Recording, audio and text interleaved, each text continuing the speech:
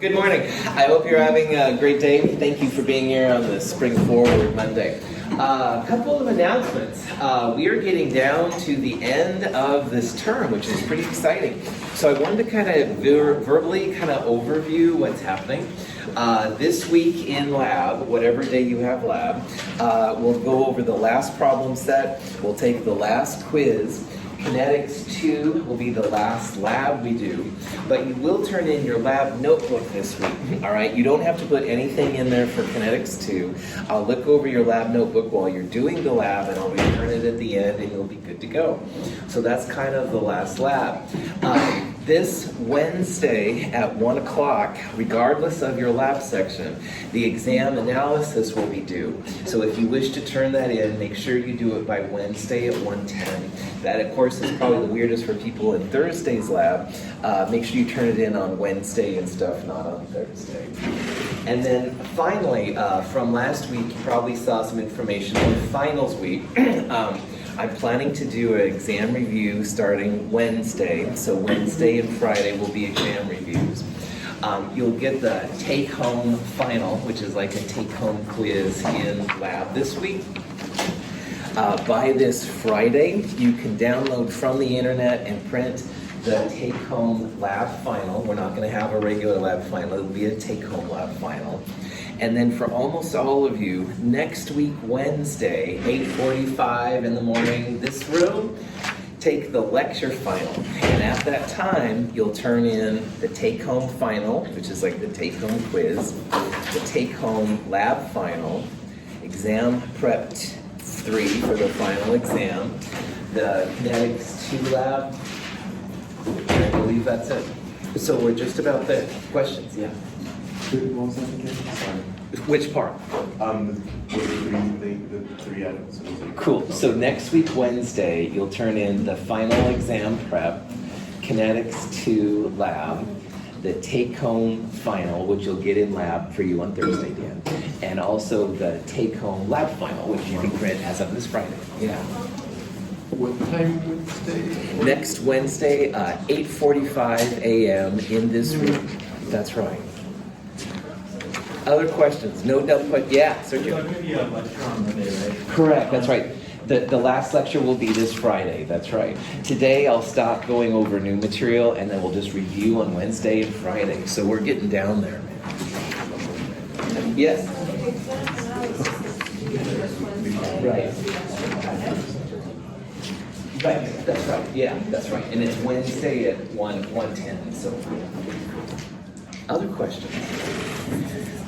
Remember that there are no dumb questions. All right, there's a lot of stuff going on. If you need to have it said a couple more times, it's okay. Yeah. Wait, is the thing that would be due this Wednesday an extra credit thing? Yeah. If you miss so many questions on your exam, then you can fill it out and stuff like that. Good.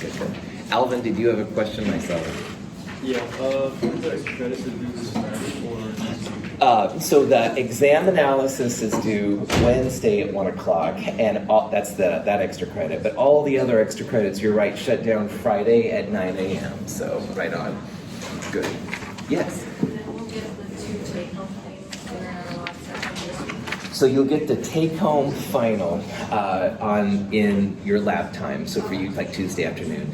And then by Friday at 5 o'clock, you will need to go to the website and you can print it off from there, all right, like download it and stuff, so good. Other questions? This problem we left off with is an explanation for why some elements appear more often than they don't. And we did this on Friday, but I want to kind of go through a little bit more detail. We're figuring out what's called the binding energy, E sub B, for the formation of deuterium. So in a problem with binding energy, the element you're looking at is the product, and the reactants will be only the protons and neutrons that go into it. So in this case, because it's deuterium is hydrogen 2. It has 1 proton and 1 neutron. And this is the mass of deuterium, the grams per mole, if you will. And like we talked about on Friday, when you do the math, you find that the mass of the protons and the neutrons should be larger than the mass of the element itself. So in this case, we have a change of mass. A mass is being lost as you go from reactants to products of minus 239 grams per mole. And that's bad news for chemists because all the balancing of equations and stuff like that relies on the fact that the mass that goes in equals the mass that goes out. But on this level, because this is such a high energy level, what we can do to figure out what's happening to this lost mass is we can use Einstein's equation. E equals mc squared. And Einstein really revolutionized this whole field because he realized that you can have changes of mass translated into changes of energy, which is really cool. Now, I've been saying several times this term and last term how energy is like the currency of chemistry, and we're seeing it in these kind of problems big time. If you want to figure out the energy in joules, you need to turn grams per mole into kilograms per mole. A kilogram meters squared per second squared is what a joule is, so you need to do that step. However, look at this number, all right, 10 to the 11th joules. And that is a huge energy difference, all right? Like the sodium and water and that strong acid, strong base would maybe be like 10 to the third, fourth, something like that, joules per mole. And this is 10 to the 11th. So again, orders of magnitude larger than the reactions we've looked at so far. Now, binding energy is the positive version of this number. And if you want to, a lot of people do, they'll turn joules per mole into kilojoules per mole because these numbers are so massive. And you still have a massive number, all right? That 10 to the 8th kilojoules per mole. That's the binding energy. And that's, if you will, how much energy you get out upon making deuterium. And so why scientists get excited by this is like a justification for why the world isn't made, the universe, why the universe isn't made of just random protons and neutrons, all right? You get a lot of energy out upon making elements. This is like the energy savings. This is, making money, this is making energy. It's the same kind of process, but for science.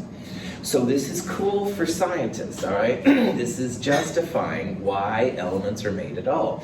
And I would argue that any of the stable elements that can be made, you'll always have an exothermic number right there. Now, what a lot of people will do in this section, and why it's kind of cool, is they'll figure out the binding energy per nucleon. And a nucleon is just a name for a particle in the nucleus. So hydrogen 2 has 1 proton and 1 neutron. So the number of nucleons literally equals protons plus neutrons. And in this case, you get 1.08 times 10 to the 8th kilojoules per mole of nucleons. And if you're curious, this is what they feel is what the strong force contributes to the nucleus. This is the energy that keeps those positive protons from just like blowing out away from things. But what's really interesting, and what I think is a cool place to kind of stop with Chem 222 to a point, is that if you take all the different isotopes, not just deuterium with this number, but all of them, you get a graph that looks like this. And this is actually pretty profound, so I want to talk about what this all means. So first of all, right down here, this is the deuterium number we just calculated, all right? So on this scale, it was 1.08, whatever, so that would be right there. And you can see here all the different isotopes, all right? Here's uranium, there's oxygen, stuff like that. Iron 56 is the top of the mountain. And so if you have an isotope that's smaller than iron 56, it's going to undergo something called fusion, which we'll talk about a little bit, to become more like iron 56. And if you have the heavier elements, like uranium and neptunium and stuff like that, they will undergo a process called fission. And we'll talk about fission and fusion here in a little bit. But the top of the mountain is the iron 56. And if you think about that long enough, that's pretty profound. Because what it means is that all the elements less than iron want to be like iron. And they're going to undergo fusion to become more like it. And all the elements greater than iron are going to undergo fission to become more like iron.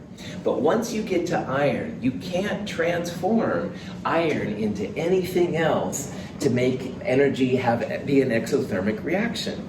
So iron is like the pinnacle.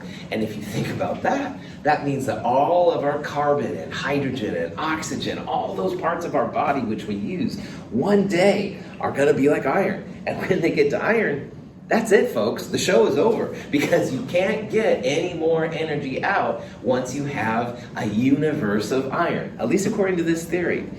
Now, none of us need to worry about this on our practical world. All right, we've got enough weird things going on in the world right now. We don't need to worry about it. The timeline for turning like carbon into iron, the kinetics are so slow. All right, it's a gazillion billion years in the future, all right? It's nothing we have to worry about. You don't have to worry about, your children or anything like that. All right, this is many, many, many, many gazillion years in the future. However, from a purely thermodynamic standpoint, if you will, once you get an element to iron 56, that's it. Solar cycles like star formation, they will usually stop when they get to iron. They can't fuse the elements together any farther because you just don't get any more energy out of it. So sometimes when people think about this, they realize, oh yeah, once you get to iron, that's kind of the end. All right, after that and stuff, then you don't have any more energy getting out. So this is a fun thing to think about. It's hardly something that you should go home and like, oh man, listen to the Doors or something. But anyway, questions? Okay, so let's say that you had a question like this, and it says it wants you to find the highest binding energy per nucleon, all right? One way to do this is you could go to Google and look up the actual values. But assuming you can't do that, and assuming you didn't want to do it, you want to find the element which is closest to iron, because iron 56, again, is the one that's going to be the maximum. So lithium and helium are much smaller than iron, and thorium, which is over by uranium, is much bigger. You would definitely guess it was the nickel right here. And you can look these values up and find them if you're curious. But again, the punchline, look for the one which is closest to iron 56 on the periodic table. So fusion and fission are two important processes when it comes to these kind of problems. And we'll talk about fusion first. Fusion is what the elements less than iron do. And they literally fuse together. That's where the fusion comes out.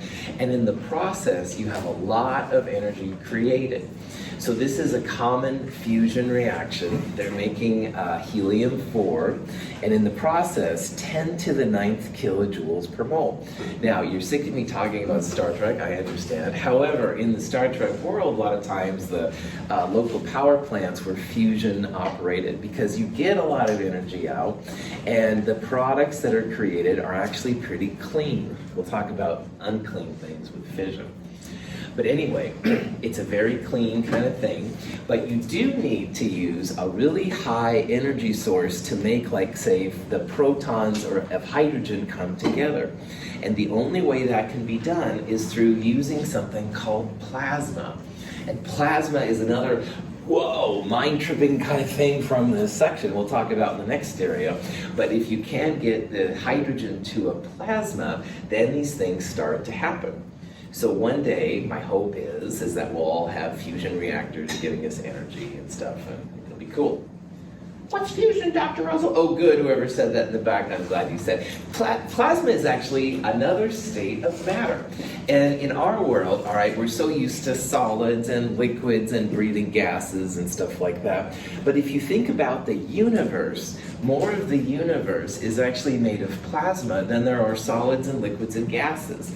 So plasma is right up there with the other phases and stuff. It's actually more common.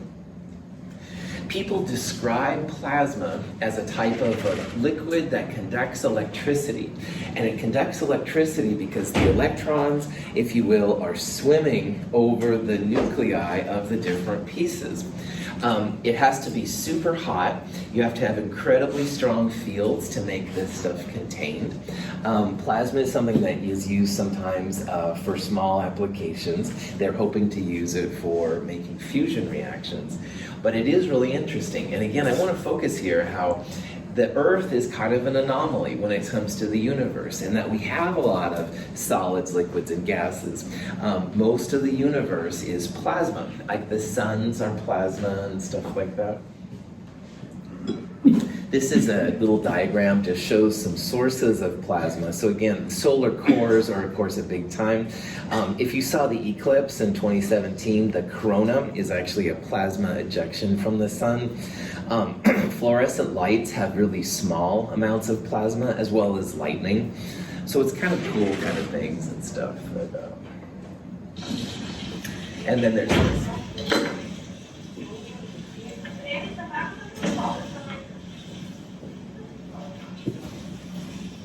As a match head.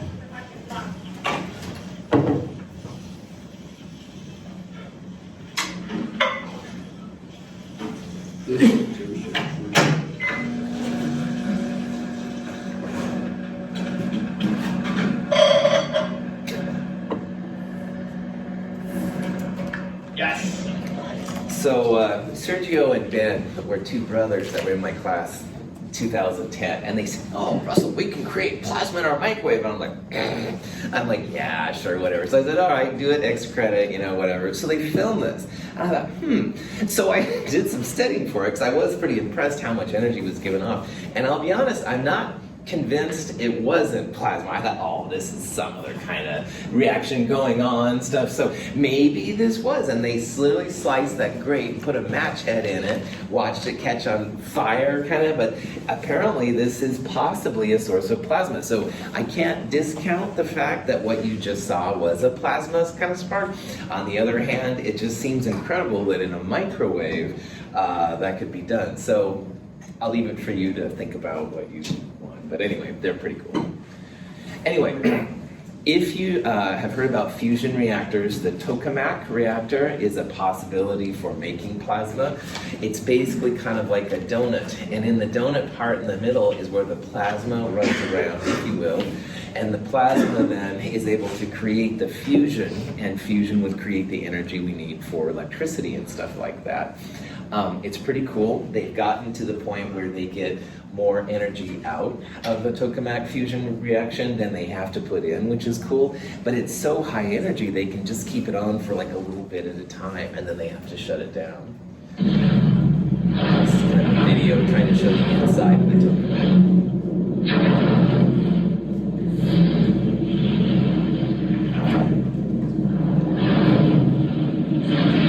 Plasma, the fourth state of matter. It represents more than 99% of the total matter in the universe. So this little cheesy advertisement for this company promoting tokamak and plasma, I couldn't resist, but you can see how they were trying to show what would happen in the middle of this donut part once the plasma reactor kind of kicks in. So this is a little blurb from a reaction that just happened not too long ago, and they created a nuclear fusion machine. It creates a little bit more energy and stuff, but again, the energy they put in now is less than the energy they get out, so maybe one day we'll have fusion reactors. Come on. In the nuclear fission of uranium-235, a neutron collides with a uranium atom, causing it to fission into two smaller nuclei.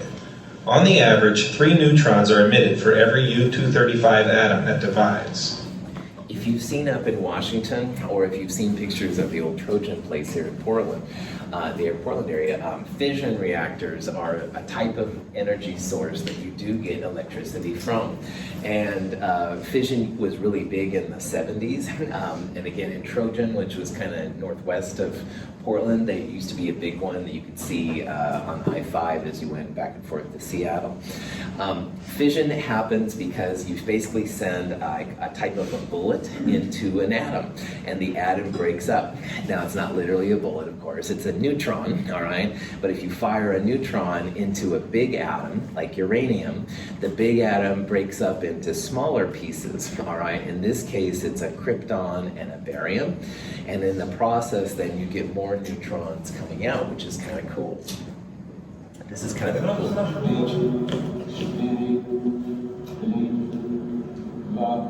This is, they're turning on the reaction here. This light, I would be scared to be this close to this reactor, I'll be totally honest. But anyway, that blue light is called Cherenkov, I believe it's called, radiation, and it's apparently from the electrons moving in the water. So it's a very high energy source and pretty exciting. A lot of energy is given off, and if you have energy, you can heat your turbines and make electricity. If the mass of U-235 is less than the critical mass, no chain reaction will result. Most of the neutrons will escape to the surroundings. If the mass is critical, most of the neutrons will be captured by other U-235 atoms, and an uncontrollable chain reaction will occur. This is the explosion of a thermonuclear bomb. In a fission reaction, because you have so many neutrons created, you have to have some way to control the reaction. Otherwise, it just keeps on cascading out of control, and then you have more and more problems as you go on. Now, there are more than 400, according to what I looked it up, 400 nuclear fission plants in 30 different countries. Some countries are more into it. France has a ton, all right? United States at first was going that way, but now they're kind of getting away from it. It's up to you. Located in the nuclear core of a fission reactor are fuel rods, moderator and coolant fluid, and control rods. Each fuel rod contains tiny pellets of uranium dioxide. In these hundreds of fuel rods, fission occurs, producing an average of 2.5 neutrons per fission reaction. The fuel rods are surrounded by water, which acts as a moderator by colliding with the neutrons and slowing them to a low thermal level.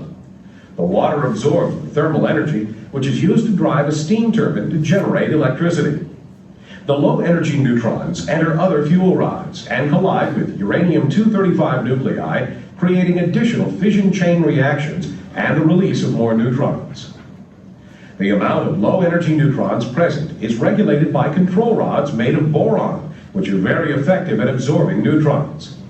These rods are raised out of or lowered into the core as needed to sustain the chain reaction at the desired level.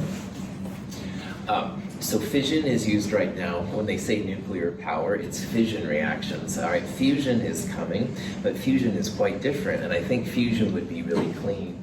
Fission has had some problems, all right, and some of these you may have heard of. 3 Mile Island in 1979 in Pennsylvania was a place where there was some issues. Oh my gosh, if you've seen that HBO special, Chernobyl, that just like terrifies me to watch. But anyway, 1986, that was pretty scary. Fukushima was an accident from a tsunami that caused problems, and their areas are now problems. But really more importantly for all of these, for us, is right here in Hanford, Washington, which is just east of us, not too long, not too far from the Columbia River. And Hanford is where they made a lot of that, I believe it was plutonium for World War II and places like that. A lot of waste up there, and the waste seeps down into the groundwater. They've also had releases of some iodine into the air, and again, it was all accidents. Nobody was intentionally doing it, but kind of freaky. So anyway, things to think about when you, as knowledgeable scientists, make decisions in the public policy area. All right, and that's up to you what you decide is right. I do want to sing the praises though of someone, especially after yesterday was International Women's Day. Cool, all you women out there. But anyway, Liisa Midler is someone who is definitely underappreciated in my opinion. She was one of the people that helped develop the ideas behind fission, all right? And fission was really cool. And she worked with these guys, Otto Hahn, this Fritz guy, and Otto Frisch. And Meitnerium number 109 element was actually named after her. But she wasn't a very popular scientist, shall we say. She worked in the basement, she worked in horrible places like Marie Curie, and she did not get credit for the Nobel Prize. Otto Hahn got the credit for doing the fission process, but as it comes out and stuff, it sounds like she did a lot more of the work than he did. Liisa Midler was a pacifist. She went to Switzerland during World War II. She didn't want to be involved with either side, and because she didn't take sides, I think that's one of the reasons why she wasn't given enough credit. So she's pretty cool. I encourage you to check her out, but anyway. Cool. Even some everyday objects contain radioactive sources. Let's see how a Geiger counter responds to these items. First, we look at the background reading. Listen for the rate of the counter clicks and observe the meter response. Smoke detectors use a shielded americium-241 source. Smoke detectors should never be disassembled, as has been shown here for demonstration purposes. Now we observe the response of the Geiger counter to a lantern mantle. Lantern mantles can be obtained at any sporting goods store. This brightly colored orange Fiestaware plate contains uranium oxide in the glaze. The radiation level is high enough to be dangerous if exposure is prolonged. The blue Fiestaware plate has a non-radioactive glaze. I was in Wellport, Oregon, in that kind of secondhand store thing, looking around, all right? And my wife and my son, who was really young at the time, they were looking around, and my wife says, "Oh, look at all this cool orange Fiestaware." And I'm like, and so I grabbed them both and like pulled them out of the store. I said, "Get the out of here, man," because whoa, orange Fiestaware, a lot of times when you see it, is made with this uranium coating which has radioactivity through it. So if you do happen to have any orange Fiestaware, like throw it out the window, man, get it out of your house. But anyway, it kind of made me nervous, obviously. A Geiger counter is what a lot of times people use to detect if radiation is around. And again, in that Chernobyl movie, they were using it, and you can actually buy homemade ones. They're pretty cool. They basically detect when ions have been created. All of these things have so much energy that it's easy to take electrons away or add electrons to gas particles. So it ionizes this thing, and if you have this current break, then it makes a kind of click-click sound. So don't disassemble your smoke detectors. They do use an americium kind of isotope. They're probably okay, but on the other hand, it's best if when you're done with them, just get rid of them. Now, there's many different ways to measure health effects, and this is kind of a course unto itself. So I just want you to hear some of these names, and there are quite a few of them. Rontgen was named after the dude that did the X-rays, Curie after Marie Curie, but there's also rad and rem and many, many others. People will use different kinds of units, I think, depending on their situation. But one I've seen a lot of times with X-rays is the Rontgen. A chest X-ray is 0.1 R, which in this case R is the Rontgen thing. A REM is a Rontgen equivalent for man, and so somehow they feel this is better associated with health. Curie is one that's really interesting. A Curie represents how many atoms are disintegrating per second, all right?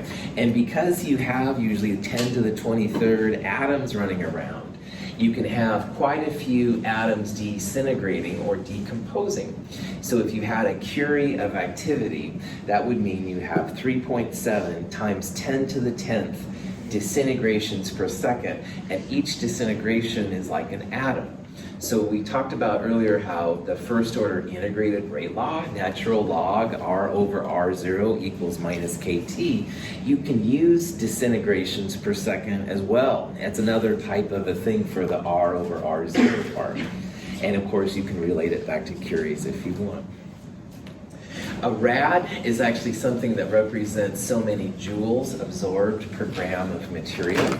And one thing that I think is worth talking about, in case you haven't seen it, if you have a whole body dose of 450 rads, that's what they call the LD50 for humans. Does anybody know what an LD50 is? Oh, it's like the amount used to kill something. Yeah. Lethal dose, that's right. It's lethal dose 50% of the time. So if all of us in here got 450 rads, half of us, 50%, would be able to survive. Try to keep it positive. LD50s are used a lot in biology. I'm doing my best. You know, this stupid springboard. Prop that back on. The LD50 is used a lot of times with health things and stuff, not as much as I said. All right. So, let's say about this. We should try to live as radiation-free as possible. Let's look at these answers. Yes, all radiation is bad. It's best to have no radiation exposure at all. Yes, but we gather some radiation naturally due to geological processes and from space, so some is normal and natural. No, we can trust the government. Okay, I'm going to stop right there on that one. No, I want to be like Peter Parker. I respect you if you pick that. No, I want to be like Bruce Banner, who is gamma rays and stuff. Okay, the reason I bring this up is because there's a lot of fear around radiation, all right? And radiation, some of it is around all the time, all right? So you can't ever run away from it. When you're in an airplane, all right, you get a lot of radiation stuff. If you have an X-ray, you'll be exposed to things that are radiation. If you go to OHSU for a medical procedure, most likely you'll have it too. So some is normal, all right? Don't think you have to go to zero, all right? And a lot of times I think, oh yeah, keep myself in a lead box or whatever. Yeah, go away. So anyway, a little bit, all right, is okay. Just try to minimize it. Question? You can transform atoms into other atoms using nuclear powers as well. And there's different ways to do this. A cyclotron was a big thing 40s and 50s, where they basically spun atoms around and stuff like that to make them happen. A linear accelerator, which we'll talk about in a little bit, is the more modern way where they have these massive constructs. And again, the idea is to get those atoms at such a high speed, such a high energy, that when they smash into each other, they end up making new atoms. So both of these are totally possible. They're both really cool. And we'll talk here just real briefly about some of the things you can do. The one that people talk about a lot is CERN, all right? It's over in Switzerland. This is a circle showing the particle accelerator. And you can literally think about this as a kind of a track for the elements or the atoms to go running around. So sometimes when I make jokes about people running, and I'm always the slower one, by the way. But anyway, it's always about something like this because it is like an accelerator. And in an accelerator, when you get two of them and they're able to smash into each other, then sometimes the resulting nuclei are really interesting. And a lot of the heavier ones, the heavier elements especially, sometimes are made using these techniques. And of course, all these things are pretty big and they're expensive and stuff, but they are pretty cool. Some of the theories used to create why we have the elements we do come from linear accelerators. And one of the things where astronomy and chemistry come together is just to describe like where our elements come from. Now, we talked about earlier how iron is kind of the highlight, the pinnacle of the energy transformation. So if you have an element less than iron, people can use the normal solar cycles of suns to figure it out. So like our sun is mostly hydrogen, there's a lot of helium, but as it gets older, like 5 billion years or whatever, eventually it runs out essentially of hydrogen and it starts to have problems. All of the elements up to iron you can explain through those kind of methods. But the heavier elements are still more of a mystery. And there's lots of really cool ideas out there. And this is something, like Dimitri, especially for you, I can think about you interested in. They're talking about how neutron stars are colliding and creating some of these, but realize that in our body, like we have a lot of molybdenum. All right, it's one of the pieces in our body, and we have iodine and stuff. And all of those things had to come from something more energetic than our sun can create. So I'll leave you with that thought and stuff like that. It's pretty interesting. This is a new thing I found out about. A kilonova is when two neutron stars collide with each other, and they feel that many of the post-iron elements might have been created this way. And I find this again really interesting because gold, if you have any gold on you right now, all of that stuff, some kind of beyond our sun's capacity to make it. So anyway, just things to think about. It's kind of a cool field. My main MC, Alpine Cat. With the serendipitous DOV. Mr. Beat drop. Teaching is one of this lab's main themes. It's the place that introduced me to physics with beams. They accelerate nuclei, the protons and neutrons at the centers of atoms. We call them nucleons. Protons define the element, it's chemistry. Neutron numbers affect elements with subtlety. They define the isotopes, and with effort they hope to make some that no one's ever seen before in that scope. So you know the elements from the periodic table, but this other version highlights isotopes that are stable.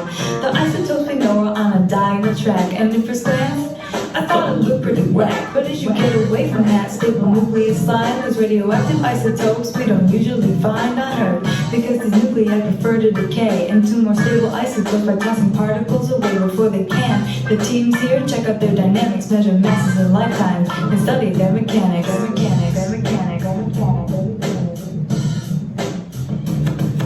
They're building out grid with mysteries to solve, like what reactions drive stars, and how do they evolve the strong force finds nuclei, but we still can't say exactly why some are stable while others decay. A more powerful machine can push the frontier. The physicists here, they get nuclear.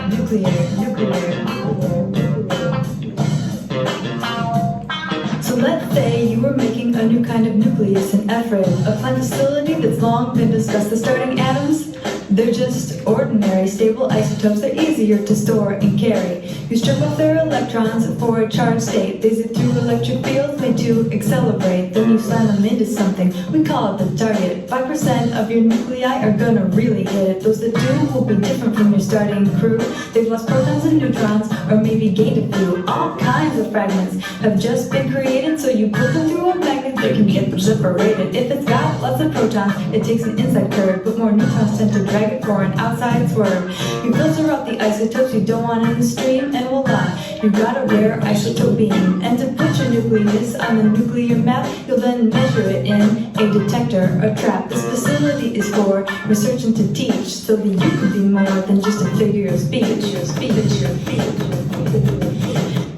This video actually goes on for quite a bit longer, but I do like it as your instructor because it shows the process of them making these heavier elements. And you basically have this way to accelerate them. They smash into the target, all right? They said 5% really hit it, so that means something happens in that 5%. They analyze those. You can see the peninsula of stability and the island of instability, and they're trying to find the heavier ones, maybe in the islands of stability.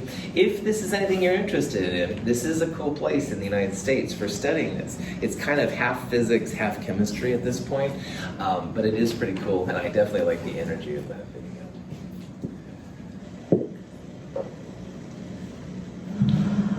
After graduating from UCLA with a major in chemistry in 1934, I went to Berkeley to obtain my PhD in chemistry in 1937. And then a few years later, I became involved in the research to synthesize and identify the so-called trans-uranium elements. Uranium has the atomic number 92 and is the heaviest naturally occurring element. And what we did was go on to produce by nuclear bombardment elements with atomic numbers greater than 92. For example, 93, 94, 95, 96, and so forth. The most important one, of course, is the element with the atomic number 94, plutonium, which has the fissionable isotope that is used in atomic energy and was used in the atomic bomb that brought an end to World War II when it was used at Nagasaki. We named plutonium after the planet Pluto, just like uranium had been named after Uranus and Neptunium after Neptune. We could have given it the name Plutium after the root Pluto, but we like plutonium better, and we should have given it the symbol PL, but we like PU better, and we thought maybe we would be criticized for giving it that kind of a symbol. We went on, after I moved to Chicago, to work on the chemical processes for the separation of plutonium. for its use in the atomic bomb to the metallurgical laboratory of the University of Chicago, and here we went on to discover the next two elements with the atomic numbers 95 and 96. And in order to do this, we had to predict the chemical properties using the periodic table, but the form of the periodic table at that time was wrong, and I changed it and created the actinide concept for placing the heaviest elements in the periodic table. For this, I received the Nobel Prize in 1951, so that shows you how easy it is to do work that would give you a Nobel Prize. One of the elements that interests me very much that was synthesized is the element with the atomic number 106, which has been given the name by the discoverers, of which I'm one, seaborgium, with the symbol SG. The Commission on Nomenclature of Inorganic Chemistry of the International Union of Purified Chemistry that have to approve this name rejected it because I'm still alive and they could prove it, but there was such a universal disapproval of that action that it now looks like the name seaborgium for element 106 is going to remain, and of course I'm very pleased about that. This is a very high honor. I think it's a greater honor than even receiving the Nobel Prize, because it'll last forever. The name seaborgium will be in the periodic table 100 years from now, 200 years, 1,000 years from now. Actually, a total of 20 trans-uranium elements have been synthesized since that first synthesis of element 93 and 94 in 1940 and 41. So that now we're up to element 112. And it looks like it's going to be possible as the years go on to synthesize and identify perhaps another half dozen transuranium elements. I think this will occur after I'm gone, but perhaps during the lifetimes of many of you, and perhaps some of you will be involved in the discovery of these additional transuranium elements. Seaborg is one of my heroes. He went to the equivalent of a community college at first. He came from a very poor background and went to Berkeley and stuff like that. He created discovered all these elements, and he's pretty cool. And he redid the periodic table. No one really understood the actinide complex, the lower part of those two rows down there. And when he started working on these, he realized, whoa, this was a whole other group. So he kind of started with an F orbital. More interestingly, though, is that, while he was still alive, they proposed that element 106 be named after him. And at the time, that was, this is terrible, because you have to be dead to have an element named after you. And the controversy in the late 90s. But right before he passed, though, it was approved, seaborgium, as the element. He was very pleased. He didn't live that much longer, but it was still kind of a cool thing. So he's an interesting person. If you're bored, he has a really cool autobiography. He was the consultant to many presidents and stuff as to nuclear potentials and stuff. So anyway. Suppose you've discovered an ancient bone amulet in an archaeological dig, and you want to know its age. You can use the rate of decay of carbon-14 to determine the artifact's age. The nucleus of a carbon-14 atom is unstable. At some time, this unstable nucleus will emit a high-energy electron called a beta particle, which has a 1- charge. The beta particle causes a neutron to change to a proton, and the carbon-14 atom then decays into a nitrogen-14 atom. The average time for half of a group of carbon-14 atoms to decay is 5,730 years and is called a half-life. Your bone amulet is found to contain only 12.4% of carbon-14. How old is the artifact? The level of 12.4% indicates that 3 half-lives have passed. 3 half-lives times 5,730 years is 17,190 years old. Carbon-14 samples can be accurately dated up to 60,000 years old. If you thought that carbon dating was just like 2 pieces of carbon on a date, well, alas, it's a little bit different. Carbon dating is about an isotope of carbon, carbon-14. And as I understand, as you breathe and interact with things, carbon-14 comes in and out of your system. But once the thing is dead, all right, then the carbon-14 is a constant. It's like 100%, and it decomposes over time.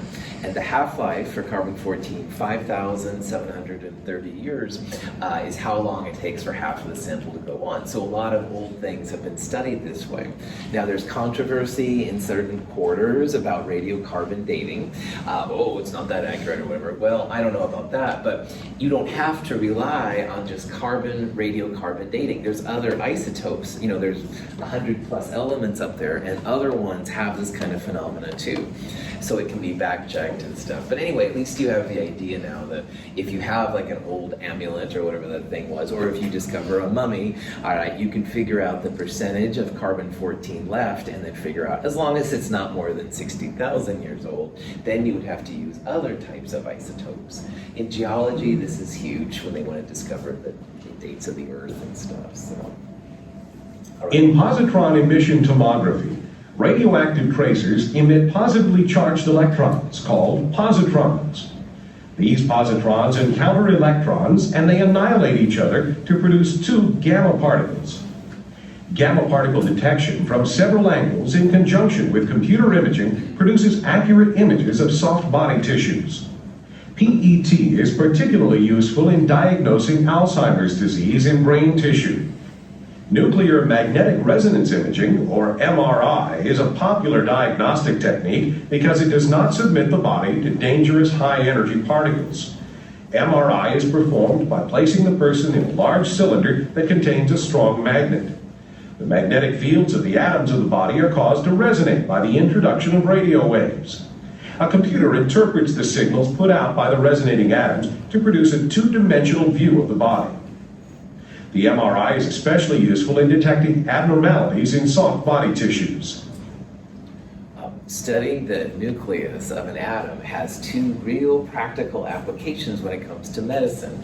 And most of this video was on PET, positron emission tomography. And they basically have these metastable technetium atoms. And if you have something with an M right there, remember that after a while, it breaks down into regular technetium plus a gamma ray. And in technetium 99M, it's half-life of 6 hours.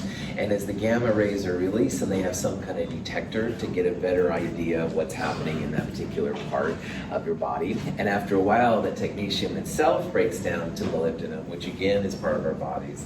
Supposedly not too bad. Another thing I want to bring up here is something called MRI, which I bet you've heard of. MRI is a way that they can analyze the body's tissues as well. They look at the nucleus, but it's not a nuclear energy kind of thing. It doesn't involve like positrons or gamma rays. Something you'll learn about later in chemistry is that certain things like protons and electrons have like a spin. Well, like the M sub s spin, there we go. The M sub s we saw was positive 1/2 or negative 1/2, and there was a small energy difference to go from one to the other. The nucleus can do that too, and again, that's kind of beyond what we can do in this class, but the nucleus also has like a positive 1/2 and negative 1/2, and the interaction of those flipping of spins in the nucleus is what allows MRI to happen. So sometimes in the past I've met people that says, oh, MRI, it's got, gamma rays, alpha particles. No.